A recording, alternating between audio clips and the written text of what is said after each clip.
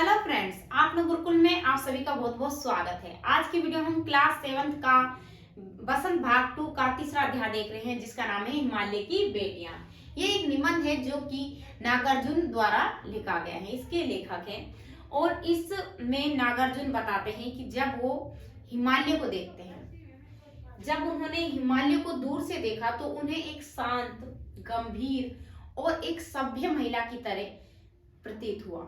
उन्हें लगा ऐसा, लेकिन और इन्होंने इसकी जो नदियों में, इनसे निकलने वाली नदियों में माँ, मौसी, नानी की जैसे गोद में होते हैं, ऐसी इनकी धाराओं में मैंने क्या लगाई हैं, डुबकियां लगाई हैं। लेकिन जब मैंने इस नदी के यानी हिमालय को करीब से देखा, इसके कंधे पर जाके देखा, तो मुझे ऐसा प्रतीत हुआ कि इससे जो दो नदियां निकलती हैं, जब मुझे पता चला कि इससे दो नदियां निकलती हैं, वो है ब्रह्मपुत्र और सिंधु, और इन्हीं से ही सभी नदियां बनती हैं। मतलब इनकी ही देन है ये सारी नदियां।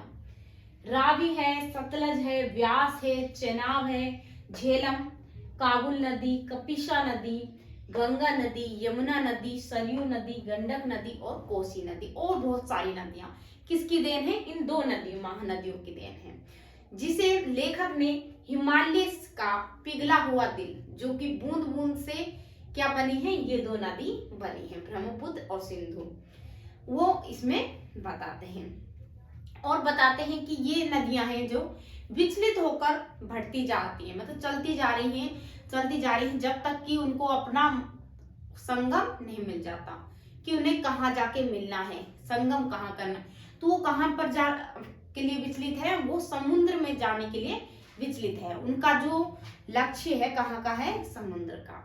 तो वो वहां पर मिलने के लिए विचलित होती रहती हैं, उछलती हैं, कूदती हैं, कभी इधर। तो बहुत सी नदियां हैं जो कि यहाँ तक समुद्र तक नहीं पहुंच पाती और बाकी मैदानों में, जंगलों में ही वहां पर खत्म हो जाती हैं।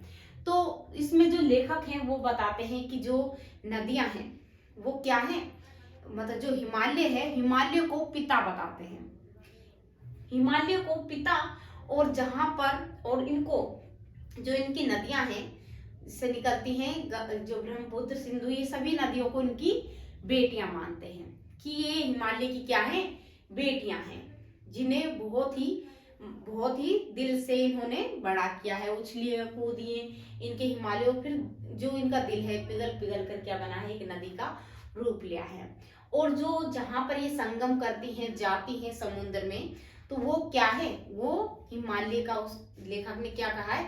उसे दामाद कहा है, कि यानी हिमालय क्या है? पिता है, और समुद्र क्या है? उसका दामाद है। लेकिन इसी में काका कालंकर बताते हैं इसमें कि उन्होंने इनको बेटियां ना कहकर इन्होंने उसको माँ कहा है। ये नदियों को क्या कहा है? माँ के रूप में देखा है। लेकिन माँ कहना भी, इसमें भी कोई हर्ज नहीं है, लेकिन उससे पहले बेटी कहने में भी कोई हर्ज नहीं होना चाहिए, क्योंकि ये पहले क्या है? बेटियां हैं, फिर ये इनसे ही बाकी सभी नदियां बनती हैं, फिर इन्हें माँ कह सकते हैं। तो इसमें लेखक हिमालय के बारे में बताते हैं। तो जो मैंने आपको बताया है यही इस कहानी में, इस निबंध में इम्पोर्टेंट है। और अगर आपको ये अच्छा लगा हो, ये निबंध, ये मतलब हिमालय की बेटियां चैप्टर, तो इसे लाइक करें, शेयर करें और सब्सक्राइब करें।